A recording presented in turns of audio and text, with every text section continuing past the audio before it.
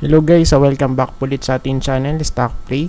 At ngayon po ay muli po tayong mag-update sa mga top trending stocks. And don't forget to subscribe sa ating channel. Then pakipress na rin po yung notification bell para palagi po kayong ma-update at ma-notify sa mga bagong videos na i-upload natin. And shout out po sa mga palagi po natin viewers ayan, sa mga videos. Ayan yung mga palagi nagko-comment. Ayan, so hindi ko na nakikita, no? Since medyo busy kasi ako, kaya hindi ko na na-check yung mga nagko-comment. Ayan, pero maraming salamat po sa inyo. And shoutout na rin. Let's start with APX. So ngayon, yung gagawin natin, ayan. Kahit siguro big picture lang, ano? Or paminsan-minsan isulupot natin yung ano, ipakita natin yung sa lower time frame, ayan, sa daily chart, ganun. So for this one, kung titingnan natin, of course medyo mataas na kasi upside na to guys na, diba, pagka sinukat dyan, so nalaglag dito noong 2020. And right now, nasa 500 plus na, no? 500 plus na yung kanyang inangat, yung price, no? So, ngayon, right now, guys, nasa support, or malapit pala sa support. And kasi dito yun Ito sa may green box, no? So, ito yung support niya, malapit dito, guys. And yung resistance base dito, ayan, so malapit ito 4.75, no? So bakit doon? Kasi may mga touches okay, ito pa, ayan. So ang ano natin dito, mukhang ano siya, mukhang may divergence, pero tingnan natin. So as long as na mag-hold sa may support, still goods pa din naman to. At pwede pa rin mag-rally dito sa may 4.75 ano, for APX. Then sa daily, okay, pwede pa nga to guys. So yung next target, ayun sa may 4.75 na for APX. So yun na yung ano niya, next resistance niya. Next one is RHI. Wait, sa page lang tayo, of course.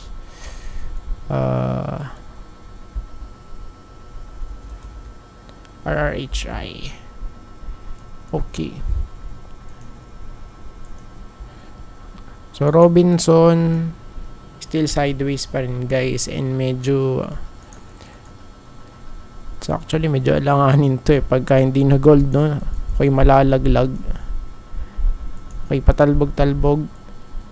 Sideways right now. Ayan, Ayan, pero kung ano natin, kung papansinin natin, mas maraming retest kasi dito sa baba Ayan, 1, 2, 3, 4, 5. And kung i-compare natin dito, parang halos iisa lang dito no? So it means parang mas lamang yung sa baba. Ayan, tapos para siyang ano, no? Yung kanya itsura, parang head and shoulder pattern. Left shoulder, tapos head, then right shoulder. Ayan, kaya sa part na to, since pagka sinilip natin yung kanyang overall chart, of course, bearish pa rin to because still nasa downtrend channel. Ayan, lower highs and lower lows guys, diba? Ayan, no? So for me, bearish to. So unless na lang kung makapanik dun sa may resistance, 38.5 may get. So far andun sa may 35.7 Ayan, kaya base dito, for me, alanganin to. Still looks bearish, no? Next, all day. Wait lang. Ayan, okay na. So, for this one naman, for all day, medyo maganda yung kanyang, ano ngayon, ano, yung pinapakitang candlestick dito sa weekly. Solid, oh. Ayan, so retest tayo dito. Okay, sa may resistance 0.14. For me, much better kung pag-breakout. Okay, para mag-create ng ano, no, higher high, kasi ngayon wala pa eh. So, ang ano dito, ang bullish setup, mag-breakout, tapos ganyan, throwback, then push, no? So, hanggat hindi nagbe-breakout, still medyo alanganin pa rin to, kasi wala pa nga tayong higher high. For now, no? Ayan, for now. Pero, pagka tinignan natin yung sa may, ano, yung sa kanyang trend, okay, parang nag-breakout na siya. So, breakout na nga ba? Ayan, o. O, diba? Check natin. Ayan. So, ito yung ano niya. Yung small trend line, tas nag-breakout na, no? Okay, pagka nag-pull back, tingnan natin kung mag-hold sa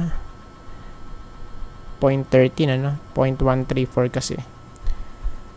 Ayan, pero much better kasi kung mag-breakout. Mas magiging bullish yung chart, no? Ayan. Save natin. Then, SHLPH. Ayan, Shell. So, for this one naman, na-anticipate na natin to before eh, yung, of course, yung height nung, ano eh, nung box. Ito yun eh. Diba? Of course, yung target niyan, yung height niyan, from here, okay, tas hanggang dito. Ayan, 8.47 at least. Ayan. So, ito po yung target natin for Shell, no? So, par naman kasi, bearish talaga to. Ayan, no? Oops. Uy. Oops. Tapos nalaglag.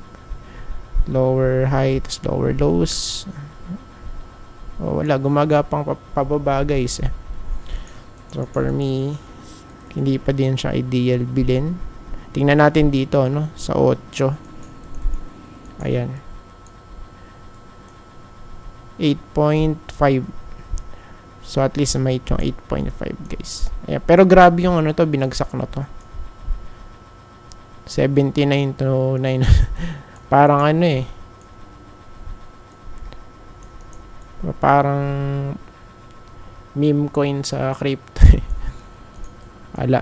So, nalaglag, guys. Hindi nag-hold dito sa may 16. Ayan. Tapos, diretso na sa baba. So, halos kalahati na yung tatapya sa price, no?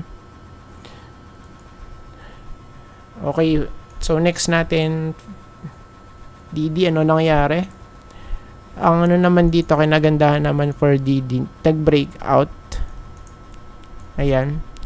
Nag-breakout sa may 200, which is good. Okay, tapos nag-pull back. And right now, nag-hold, ano? Nag-hold dito sa may support natin, malapit sa 10. Ayan, tapos yung closing niya nasa 10.8. So, still goods to na mako-consider. So, mukha siyang accumulation phase din, ano? O, diba? Ayan. So, maybe, pagkayari na to, okay, pagka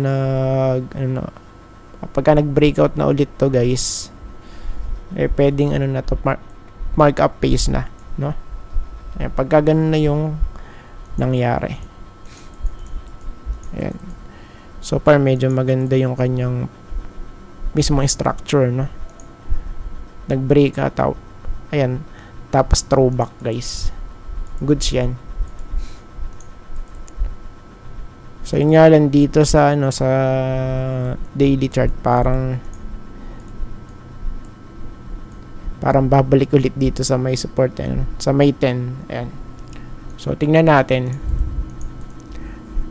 And last but not the least, home. Check natin to. Okay. So far, bearish. Ayan. Since meron tayong trend line na sinabi before, for this one, wala. Pero hindi nag-hold, ano. So, ito yun. May mga retest dito, guys. Ayan. So, yun nga lang, ano to. So, only bottom. Bakit? Kasi wala tayong reference for this one. Wala. Ayan, oh. So, ang peak na to, nasa saan ba? Nasa 11, ano? Okay, tas ngayon, ala, nandun sa baba, guys. Parang all day, ano? Yun lang.